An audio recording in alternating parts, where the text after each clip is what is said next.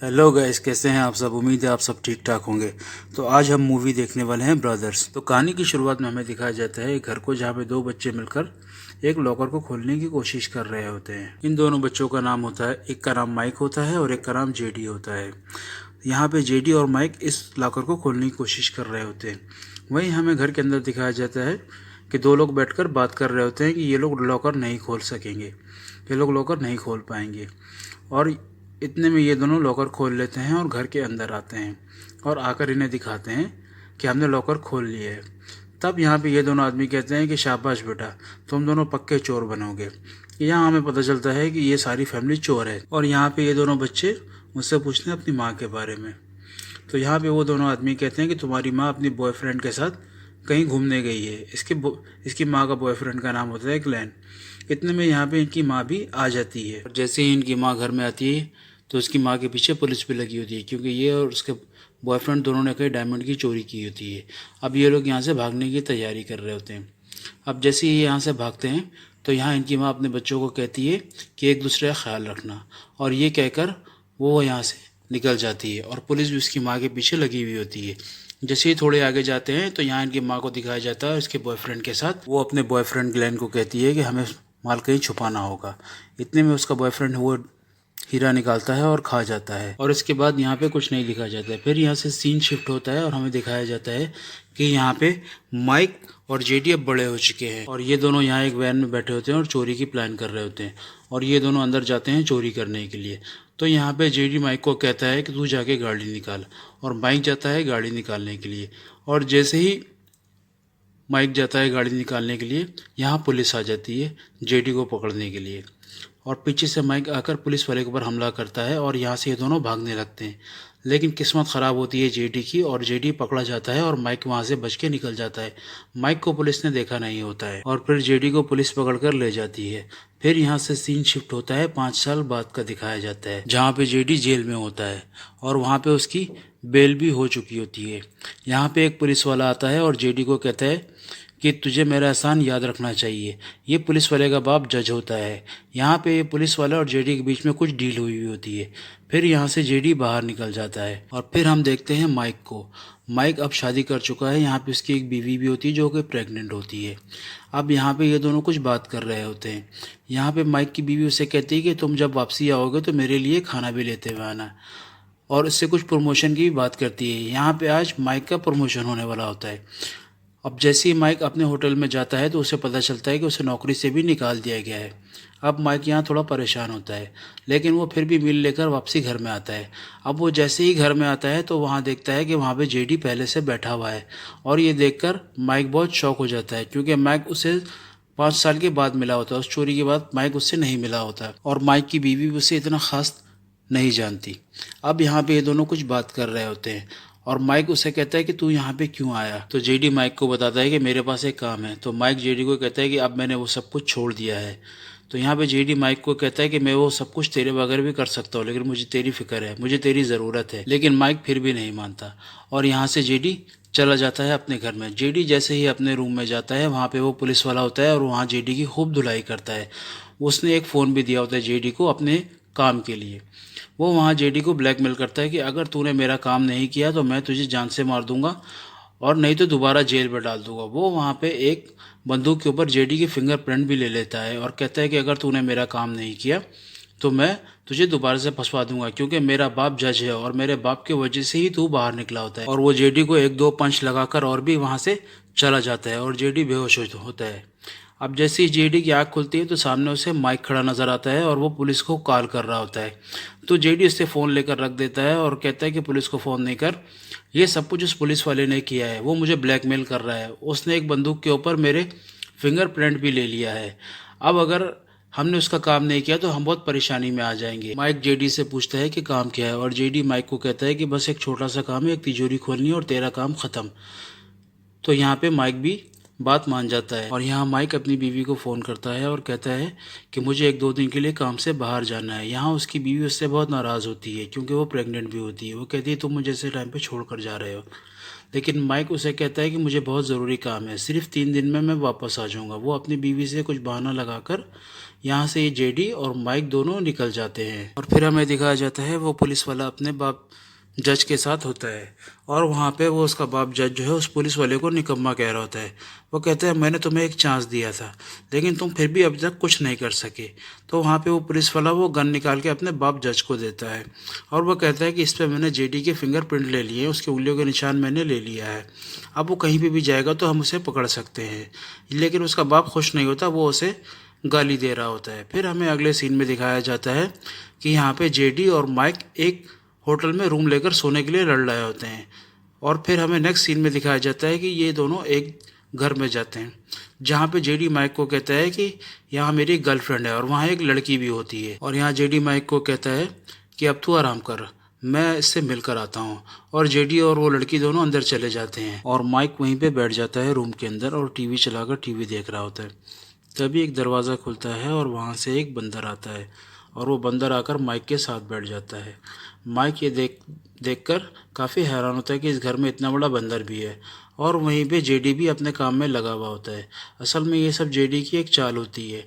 ये लड़की एक किसी फॉरेस्ट में काम कर रही होती है, और जेडी को उस फॉरेस्ट की चाबी चाहिए होती है वहाँ इंटर करने के लिए। और जेडी यहाँ पे वो चाबी ही चोरी करने आया होता है, और जैसे ही जेडी को मौका मिलता है वो उस लड़की का चाबी निकालता है और वहाँ से भागने की कोशिश करता है। तब यहाँ पे माइक को पता चलता है कि जेडी ने उसे झूठ बोला, और ये दोनों यहाँ से भागने की कोशिश करते हैं और यहाँ से निकल जाते हैं। उस लड़की को भी पता चलता है कि इन लोगों ने मेरे साथ धोखा किया। और जेडी और माइक जब यहाँ से निकल चुके होते हैं तो यहाँ पे वो पुलिस वाला भी आ जाता है इनके पीछे पीछे, वो इनका पीछा कर रहा होता है।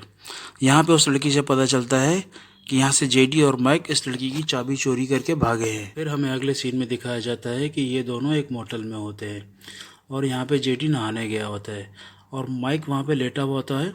उससे वहाँ पे कुछ डॉक्यूमेंट्स नज़र आता है। जब वो डॉक्यूमेंट्स देखता है तो वहाँ माइक को पता चलता है कि जेडी ने माइक के साथ धोखा किया। फिर यहाँ पे इन दोनों का बहुत झगड़ा होता है। यहाँ माइक जेडी को कहता है कि तूने मेरे साथ धोखा किया, सब तेरी चाल है, तूने मुझसे झूठ कहा, असल में कहानी कुछ और है, तू मुझे सच बता। इतने में यहाँ पे इन दोनों की माँ भी आ जाती है, और माइक अपनी माँ को देखकर बिल्कुल भी खुश नहीं होता। और फिर माइक को समझ में आता है कि ये सब जेडी की एक चाल थी, लेकिन किसी भी तरीके से यहाँ पे इसकी माँ, जेडी और माइक दोनों एक साथ एक क्लब में बैठते हैं। यहाँ पे माइक बहुत नाराज़ होता है अपनी माँ से।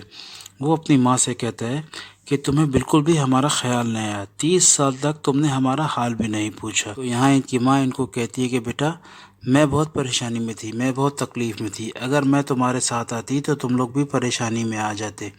फिर यहाँ से हमें फ्लैशबैक दिखाया जाता है, जहाँ इनकी माँ और उसका बॉयफ्रेंड दोनों भाग रहे होते हैं पुलिस से बच के, और पुलिस उसके पीछे लगी हुई होती है। ये वही सीन है जो मूवी की शुरू में दिखाया जाता है। और यहाँ इनकी माँ अपने बॉयफ्रेंड को कहती है कि हमें यहाँ से बच के निकलना होगा। उसका बॉयफ्रेंड ज़ख्मी भी होता है, उससे चोट भी लगा होता है। वो उसे समझा रही होती है कि हम यहाँ से निकल जाएंगे, और वो गाड़ी बहुत तेज़ चला रही होती है और उसे समझा रही होती है, और पुलिस भी बहुत नज़दीक आ चुकी होती है। तो ये सुनकर इनकी माँ का बॉयफ्रेंड कहता है कि हाँ तुम सही कह रही हो, हमें माल जल्द से जल्द छुपाना होगा। और इतना कहते ही वो हीरा निकालता है अपनी जेब से और उसे खा जाता है। फिर ये दोनों यहाँ से कैसे भी बच के निकल जाते हैं, लेकिन इसकी बॉयफ्रेंड की हालत बहुत ज़्यादा ख़राब होती है। वो अपने बॉयफ्रेंड को लेकर एक जंगल के अंदर चली जाती है। वहाँ पर उसके बॉयफ्रेंड की डेथ हो जाती है, यानी कि वो मर जाता है। अब वो उसे वहाँ पे दफना देती है और उस जगह का एक निशान लगा देती है, क्योंकि हीरो जो होते हैं वो उसके पेट में ही होते हैं, और वो वहाँ से भाग जाती है। फिर हमें करंट सीन दिखाया जाता है, जहाँ पे वो अपने बेटे माइक को समझा रही होती है कि बेटा मैं तुम दोनों की भलाई के लिए दूर रही। वो कहती है कि अगर मैं तुम्हारे साथ रहती तो तुम दोनों बहुत तकलीफ़ में आ जाते। अब हमें उस हीरो को निकालना है प्लान बनाकर। तो यहाँ पे माइक फिर भी मना करता है, वो अपनी माँ को पसंद नहीं करता। वो कहता है कि मुझे तुम्हारे साथ कोई काम नहीं करना। तो उसकी माँ कहती है कि बेटा बस एक ही आखिरी काम है, अगर ये काम हो गया तो तुम सब बहुत माला माल हो जाओगे, मुझे अपनी गलती सुधारने का एक मौका दो। वो कैसे भी माइक को मना लेती है, और माइक भी रेडी हो जाता है, अब यहाँ से ये तीनों निकल जाते हैं इस काम को पूरा करने के लिए। और जब ये तीनों उस जगह पर पहुँचते हैं तो वहाँ पहुँचकर ये देखते हैं कि अब वो जंगल जंगल नहीं रहा, अब वहाँ पे एक गोल्फ ग्राउंड बन चुका है, जहाँ पे गोल्फ खेलते हैं वो मैदान बन चुका है। लेकिन ये तीनों इस काम को फिर भी पूरा करने की पूरी कोशिश करते हैं। यहाँ पे जेडी ने जो चाबी चुराई होती है उस लड़की से, वो देता है माइक को, और माइक जाता है वहाँ से एक जेसीबी चोरी करके लेकर आता है। और फिर ये तीनों उस जेसीबी में बैठकर उस ग्राउंड के अंदर घुस जाते हैं और वहाँ पे खुदाई शुरू कर देते हैं जहाँ पे इसकी माँ ने मार्क किया होता है, निशान लगाया होता है। वहाँ पे ये लोग खुदाई करना जैसे ही शुरू होते हैं, वहाँ पे ग्राउंड वालों को भी पता चल जाता है कि यहाँ पे कोई घुसा है और वो खुदाई कर रहा है। वो उन्हें दूर से चिल्ला चिल्ला कर कहते हैं कि यहाँ पे मेंटेनेंस अभी मना है, अभी यहाँ मना है काम करना। लेकिन ये लोग जल्दी जल्दी अपना काम करने की कोशिश कर रहे होते हैं और वहाँ से ग्राउंड वाले भी इनके पास आ रहे होते हैं। यहाँ इनकी माँ कहती है कि जल्दी जल्दी जल्दी जल्दी जल्दी जल्दी खुदाई करो। यहाँ पे माइक खुदाई कर रहा होता है और जेडी भी उसे कहता है भाई जल्दी कर नहीं तो हम पकड़े जाएंगे। इतने में ये लोग उस जगह खुदाई कर चुके होते हैं और यहाँ पे इनकी माँ का बॉयफ्रेंड का लाश भी बाहर आ जाता है। यहाँ पे जेडी माइक को कहता है कि जल्दी डायमंड निकाल। जैसे ही माइक उस लाश के पेट में हाथ डालता है तो उसके अंदर से वो सारा डायमंड निकल जाता है। अब ये तीनों बहुत खुश होते हैं और ये यहाँ से जल्दी जेसीबी लेते हैं और भाग रहे होते हैं। यहाँ पे ग्राउंड वाले भी इनके पीछे लगे होते हैं, लेकिन ये जैसे तैसे उनसे जान छुड़ाकर यहाँ से निकल जाते हैं। अब ये जैसे ही आगे जाते हैं, यहाँ पे इसकी माँ का बॉयफ्रेंड का लाश भी इनके पास होता है। यहाँ ये लोग उसे दफनाने की तैयारी कर रहे होते हैं और यहाँ पे जेडी कहता है कि तू बहुत अच्छा आदमी था, और ये लोग यहाँ पे ये बात कर रहे होते हैं। इतने में यहाँ पे वो पुलिस वाला भी आ जाता है और पुलिस वाला आके उससे कहता है कि मेरा माल कहाँ है। उसको पता नहीं होता कि मेरा माल किधर है। इन लोगों ने डायमंड को एक थैली में रखा होता है, एक छोटे थैली में बांध के रखा होता है और वो उसके हाथ में ही होता है जेडी के, और वो जेडी के हाथ से लेकर उसे फेंक देता है और उससे पूछता है कि मेरा माल का है, बता जल्दी नहीं तो मैं तुझे मार दूंगा। यहाँ पे इनकी बहस हो रही होती है और यहाँ वो पुलिस वाला जेडी को उठा के दूर फेंकता है और यहाँ माइक भी आ जाता है। यहाँ इन दोनों की खूब हाथापाई होती है, यहाँ पे खूब फाइट सीन होता है। यहाँ पे माइक और उस पुलिस वाले के बीच में खूब फाइट होता है और इतने में यहाँ पुलिस वाले को पता चल जाता है कि डायमंड उस थैली में ही था और वहाँ पे वो कहता है कि मुझे ये थैली दे दे, नहीं तो मैं तुम सबको फंसा दूंगा, मैं तुम सबको मार दूंगा। इतने में यहाँ इसकी माँ भी आ जाती है और डायमंड की थैली इसकी माँ के हाथ में लग जाती है और यहाँ वो पुलिस वाला इन दोनों के ऊपर बंदूक लगा देता है, यानी जेडी और माइक के ऊपर, और वो इसकी माँ को कहता है कि डायमंड इधर लेकर आ, नहीं तो मैं इन दोनों को मार दूंगा। तो यहाँ पे माइक और जेडी समझते हैं कि अब डायमंड हमारे हाथ से गया, क्योंकि माँ तो हमारे लिए ज़रूर आएगी। लेकिन इनकी माँ भी बहुत हरामी होती है। वो डायमंड लेती है और दौड़ लगा देती है, अपने बच्चों को कहती है सॉरी बेटा, और वो लेके भाग जाती है। यहाँ इन दोनों को समझ में आता है कि इनकी माँ कितनी लालची थी, वो सिर्फ अपने मतलब के लिए इनको यहाँ पे लेकर आई थी। यहाँ पे जेडी, माइक और वो पुलिस वाला, वो लोग तीनों बहुत हैरान होते हैं, लेकिन यहाँ पे वो दोनों पुलिस को भी धक्का देकर भाग जाते हैं। और फिर जेडी माइक को कहता है कि भाई मुझे माफ़ कर दे, मुझे पता नहीं था कि माँ हमारे साथ धोखा करेगी। तो यहाँ माइक कहता है कि मुझे पता था कि माँ हमारे साथ ज़रूर धोखा करेगी। फिर जेडी पूछता है माइक से कि अब हमें क्या करना चाहिए। तो माइक कहता है कि मुझे पता है माँ कहाँ गई होगी। और फिर हमें नेक्स्ट सीन में दिखाया जाता है कि इसकी माँ वो डायमंड किसी को बेच रही होती है और वो जैसे ही पैसे लेकर बाहर निकलती है, यहाँ पे माइक और जेडी दोनों खड़े होते हैं और ये दोनों अपनी माँ के ऊपर बहुत गुस्सा होते हैं। वो कहते हैं कि पैसे का बैग हमारे हवाले करो। तो इसकी माँ इन्हें फिर से बहलाने फुसलाने की कोशिश करती है, लेकिन माइक यहाँ अपनी माँ की कोई बात भी नहीं सुनता और अपनी माँ के हाथ से पैसे का बैग छीन लेता है। इतने में यहाँ पे वो पुलिस वाला भी आ चुका होता है और वो यहाँ आकर इन सब के ऊपर हमला कर देता है और ये तीनों उससे छुपकर भाग जाते हैं, इधर उधर छुप जाते हैं।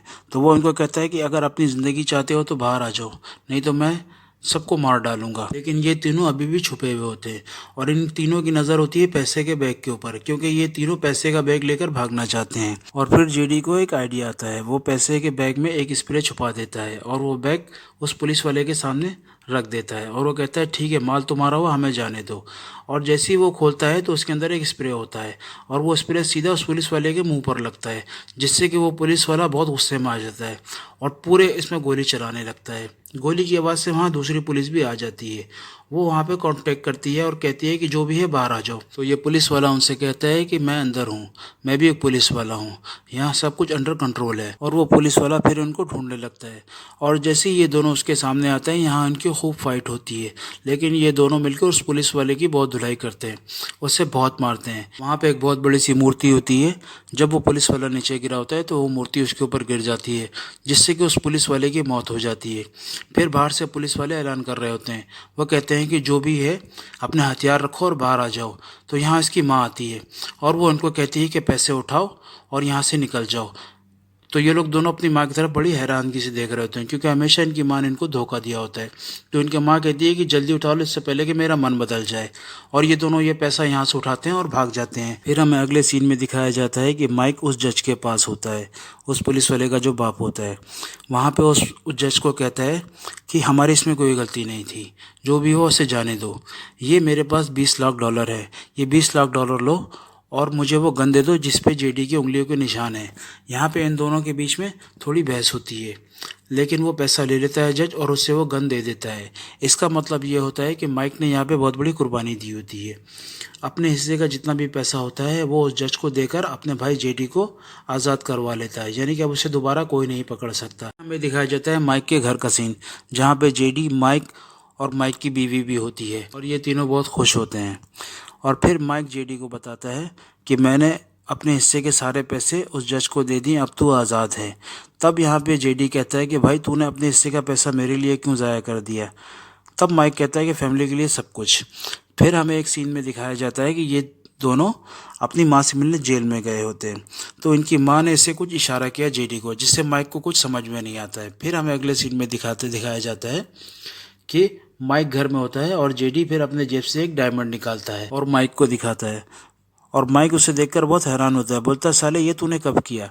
तो यहाँ पे जेडी कहता है कि मैंने अपनी फ्यूचर प्लान के लिए एक बचा लिया था। और इसी के साथ ये मूवी यहाँ पे ख़त्म हो जाती है। तो दोस्तों हमारे चैनल को लाइक करें, सब्सक्राइब करें और शेयर करें।